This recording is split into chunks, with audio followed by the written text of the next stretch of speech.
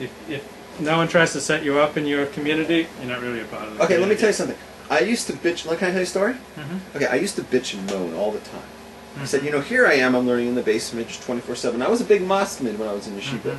Mm-hmm. I'd get up early and I would sit and learn all day, and I was a big learner. And nobody ever came up to me and said, "Hey, you know what? You're a good learner, and I'd like to set you up with my daughter." Yeah.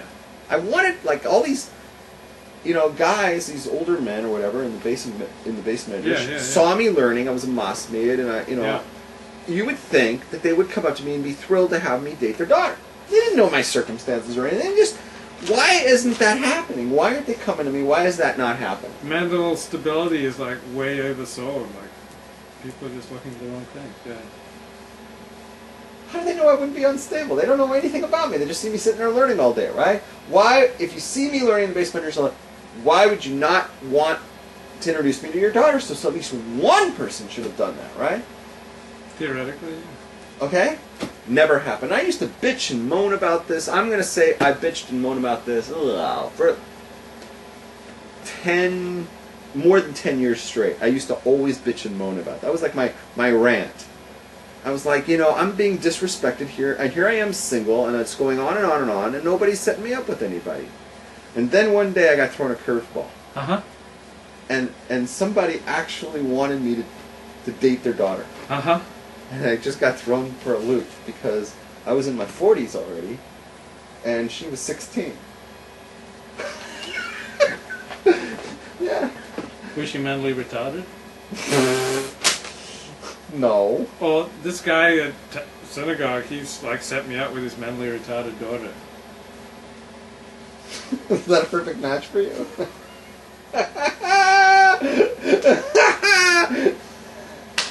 No, I didn't go out with her because she wasn't hot. Oh, but how was her grammar? It wasn't very good, and so I started dating this Asian woman, and thought she might convert to Judaism. So this Asian woman comes to shul, and she sits right next to this retarded woman, and the retarded woman starts going off about me and how I had some woman in Las Vegas. Because I spent a weekend in Las Vegas and had a lot of sex with this ex-porn star. Wait, recently? No, this is 3-4 years ago, and I kind of blogged about it, and I guess the retarded woman found out about it and starts telling my girlfriend about it. Right there in shul, in the holy synagogue, on Shabbos morning, where everyone's davening and listening to the rabbi's sermon. She's going off on how I was banging some ex-porn star in Vegas. So what does this got to do with that? Nothing, but it was a lot of fun. Okay, because you need to bring the conversation back to sex. Okay, let's get back on track. Next thing.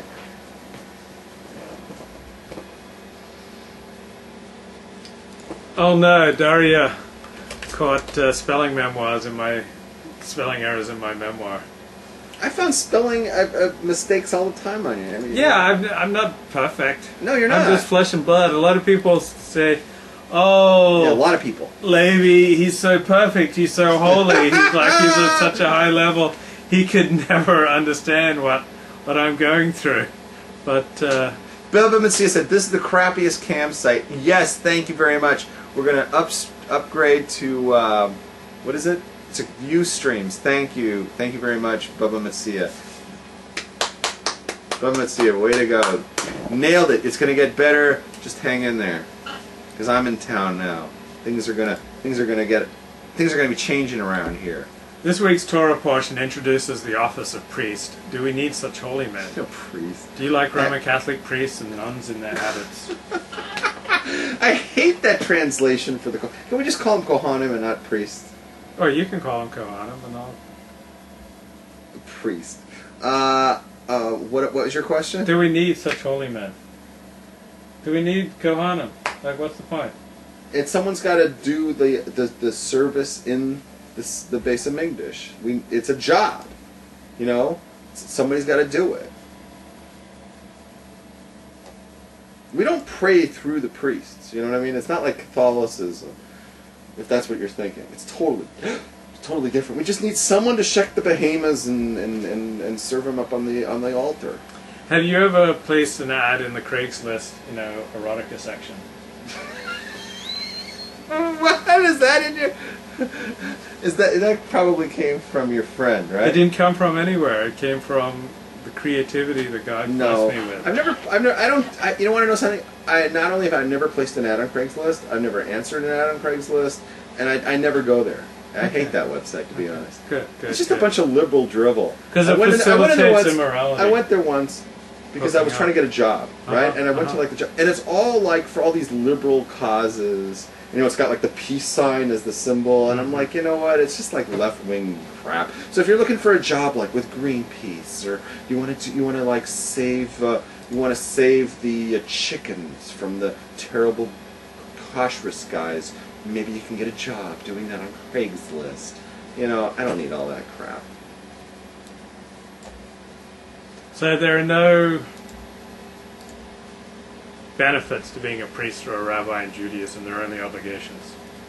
Well, the benefit of being a priest or a rabbi is that you can always get parking at a hospital right near the entrance.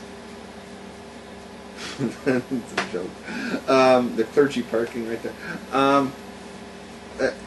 Kohanim have a huge advantage. You know what it is? They don't have to work for a living. So you know the story is, right? We talked about this a little last week in Parshas Truma, that the Kohanim don't have crops and they don't own anything. They don't have to.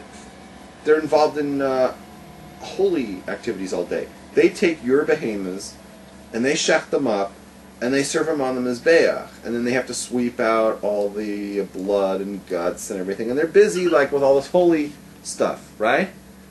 So they don't have time to go work in the fields. They don't have time. They don't own any crops. They don't own any land. You have to take care of them. So they get out of having to deal with all these mundane things like I got to go plant a harvest. Oh, I'd love to learn with you right now, Levi, but I've got to go deal with my avocados. I'm refinancing, and it's like so they don't have the burden of having to make a regular parnasa. Their parnasa is activity for God. So that's a high thing. The Kohanim, the priests, are to be obsessed with life and to have nothing to do with the dead. Priests have to wash their feet and hands before going into service. So cleanliness is a big deal in Judaism. Yes, it's next to godliness. You're supposed to wash your hands before you daven. And yes. You know how the song goes, right? There's a little kid's song. It goes, hit it. You gotta be neat, you gotta be clean. You gotta give your mom a break from her washing machine. And all Jewish children be starting their own Seder B'ni Kayom. What's Seder B'ni Kayom? Oh, it's a set schedule of cleanliness. It's time to be clean. It's time to be neat. It's time to give your mom a break. Whatever. Okay. What are they talking about? Shtush? Shtush? Shtush. Oh, is Gary Greg in there? Hey, how's it going? Brandon, what's up? So, Kohanim are not allowed to marry hookers. Hookers? Yeah. Where does it say hookers? It says prostitutes. Does it actually say prostitutes? I don't know. You know the Hebrew. I know. Okay, you know what it really means? Loose women? Okay, you want to know what what it means? Yeah. If a Jewish... They don't have to marry a virgin. Right, because they can marry a widow. They can marry a widow. Kohen Gadol. Right. Which we'll get into in a second. This is a good topic.